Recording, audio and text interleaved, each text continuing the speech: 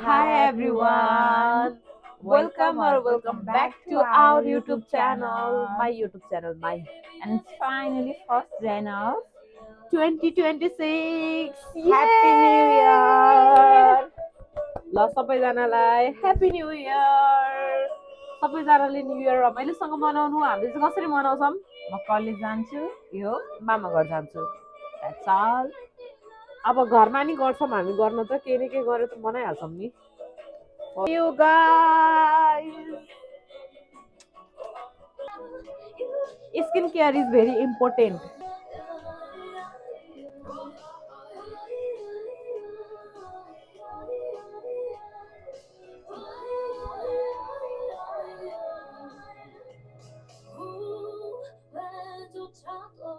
अहिले चाहिँ हामी ब्याडमिन्टन खेल्न जान्ला त्यही भएर मैले म मोइस्चराइजर मात्रै लगाएँ फेसमा. Mummy happy new year. Happy New Year! Happy New Year!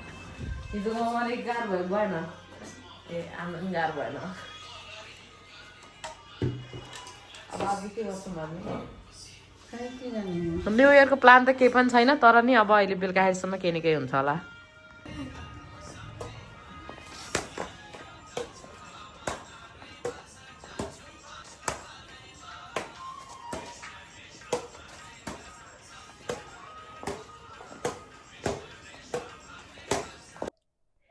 New year stands for new beginning. त्यही भएर आजदेखि चाहिँ म आफ्नो धेरै ह्याबिटहरू चेन्ज गर्न गइरहेको छु. Let's get ready with me. Hair serum लाउनु पऱ्यो नि थोरै नुहाएपछि. केले भनेको यो सेरममै यस्तो हो कि के हो भने तिमीले धेरै लायो होला नि त. त्यस्तो धेरै लाउने होइन नि त सेरम भनेको त के हो.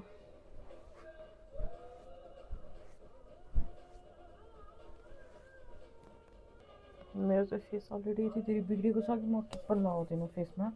मोइस्चराइजर लगाउँछु अनि सनस्क्रिन मात्रै लगाउँछु.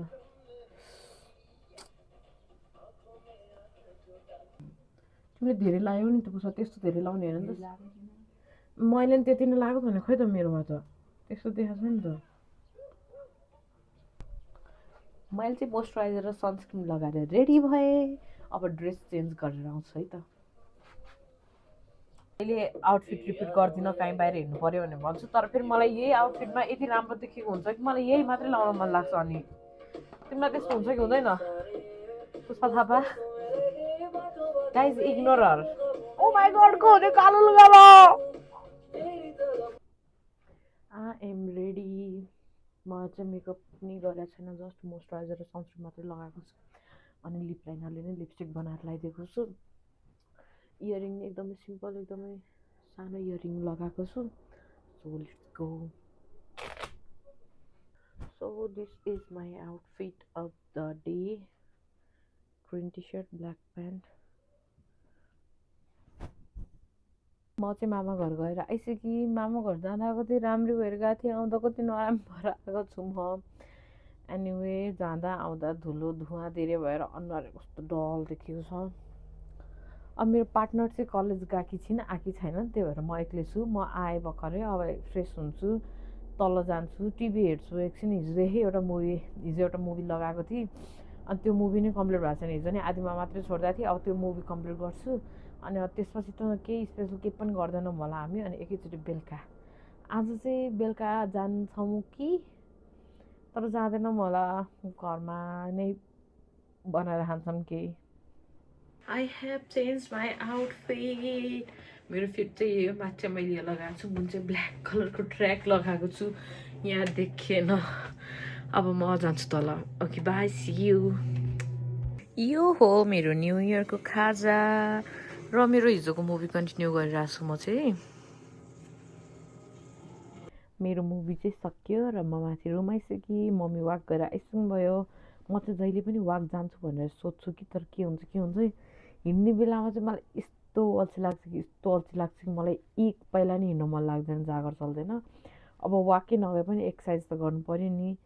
त्यही भएर अब आजदेखि चाहिँ म रेगुलर एक्सर्साइज गर्छु. मैले चाहिँ 90 डेज वेट लस च्यालेन्ज लिएको थिएँ तर डे 9 10 पुगेपछि चाहिँ म बिरामी भएर पनि मैले भिडियो अपलोड गरिनँ तर अब 90 डे वेट लस च्यालेन्ज आजदेखि म कन्टिन्यू गर्छु मैले खाएँ भने पनि आफ्नो पोर्सनलाई चाहिँ कन्ट्रोल गरेर खान्छु आई होप यो 90 डे च्यालेन्ज मैले पुरा गर्न सकौँ र मेरो वेटमा मेरो फेसमा मेरो बडीमा पनि केही चेन्जेस देखियोस् बाई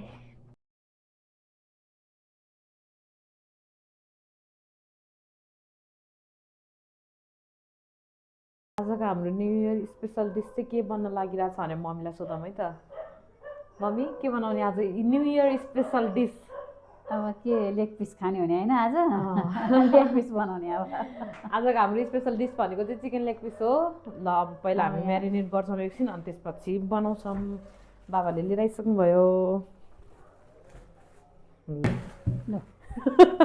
गिटार बनाउँछु भने त ओ माई गड ठुल्ठुलो पिस रहेछ ल एउटैले पुग्ने रहेछ हामीलाई त स्वाद अनुसारको मसला हाल्छौँ यो बेसार मम्मीले हाल्नुभयो बेसार सुरुमा मसला मसला मिक्स मसला जिरा धनियाँको मिक्स मसला यो खुर्सानीको धुलो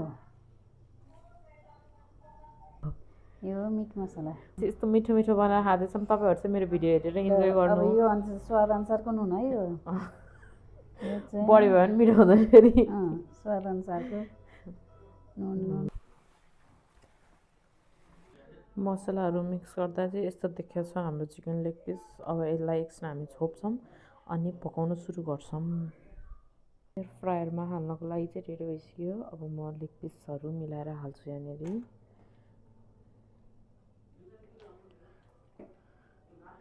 आई थिङ्क दुईवटाभन्दा आउँदैन जस्तो छ यहाँनिर अब दुईवटा गर्दै हालेर बनाउँछु म लेग पिसको लागि चाहिँ 22 मिनट टाइम सेट गरिदिएँ मैले 200 डिग्रीमा सो लेट्स सी 22 मिनटमा हाम्रो मासु पाक्छ कि पाक्दैन यो चाहिँ टर्न गर्ने बेला भयो अब यसलाई टर्न गरेर फेरि हामी राखिदिन्छौँ एकछिन अनि बल्ल पाक्छ